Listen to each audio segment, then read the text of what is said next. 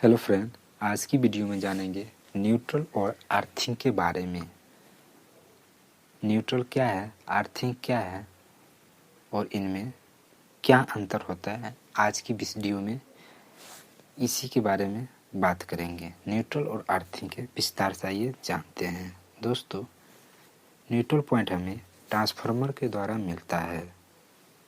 Neutral का उपयोग हमारे इलेक्ट्रिकल सर्किट को पूरा करने के लिए करते हैं, जबकि अर्थिंग पॉइंट हम ज़मीन में गड्ढा करके बनाते हैं। इसमें हम ज़मीन से एक वायर निकालकर इलेक्ट्रिकल उपकरण के बॉडी में जोड़ देते हैं। अर्थिंग हमें इलेक्ट्रिकल शॉर्ट से बचाने का काम करती है। न्यूट्रल और अर्थिंग का काम अलग अलग होता है। मतलब न्यूट्रल को अलग काम के लिए हम यूज करते हैं और अर्थिंग को अलग काम के लिए यूज करते हैं। दोस्तों, न्यूट्रल का काम होता है रिटर्न पाथ प्रोवाइड करना और अर्थिंग का काम होता है सेफ्टी प्रोवाइड करना। किसी भी इलेक्ट्रिकल उपकरण में सर्किट को पूरा करने के लिए जितना फेज की ज़रूरत है उतना ही हमें न्यूट्रल की ज़रूरत है।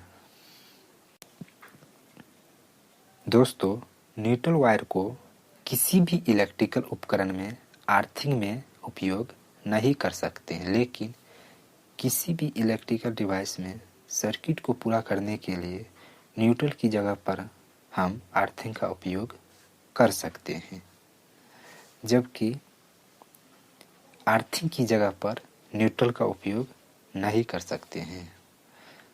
दोस्तों, जब आपकी इलेक्ट्रिकल डिवाइस का मेटल बॉडी फेज के कांटेक्ट में आ जाती है तो हमको हाथ लगाने पर शॉर्ट लगता है, लेकिन आप क्या करेंगे, जो आपका मेटल बॉडी है उसमें अर्थिंग से कनेक्ट कर देंगे तो क्या होगा कि आपको शॉर्ट नहीं लगेगा। दोस्तों, अब बात करेंगे अर्थिंग करने पर हमें करंट क्यों नहीं लगता है। दोस्तों, आपने सुने होंगे कि अर्थिंग करने पे करंट नहीं लगता है, यानी कि शॉर्ट नहीं लगता है। तो आइए इसी पे बात करेंगे। दोस्तों, करंट बहने के कुछ नियम होते हैं।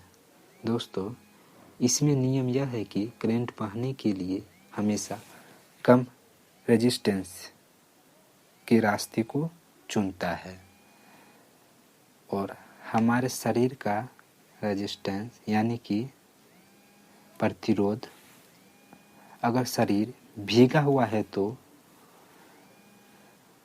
भीगे हुए शरीर का प्रतिरोध 1000 ओम होता है और शरीर सूखा हुआ है तो सूखे हुए शरीर का प्रतिरोध यानी कि रेजिस्टेंस 1,00,000 ओम होता है। लेकिन हम जिस अर्थिंग को बनाते हैं उस अर्थिंग का प्रतिरोध 1 ओम से 5 ओम के बीच होता है।